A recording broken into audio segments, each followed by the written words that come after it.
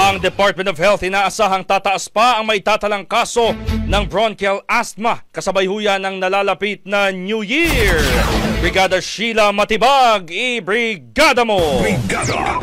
Live report! Nakapagtala ang Department of Health o DOH ng 46 na kaso ng bronchial asthma at acute exacerbation.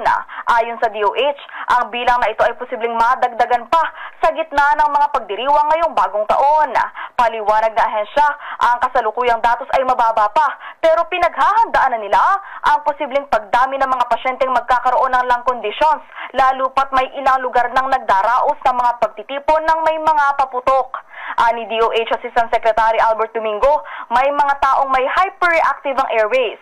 Maaring wala umano silang hika mismo, pero madali silang magkaroon ng irritation at madali ring ubuhin. Dahil dito, abiso ng Health Department sa publiko na magsuot ng N95 mask o surgical mask upang maprotektahan ang sarili mula sa mga smoke exposure. In the heart of changing lives, ito si Brigada Sheila Matibag ng 15.1 Brigada News FM Manila, The Music and News Authority.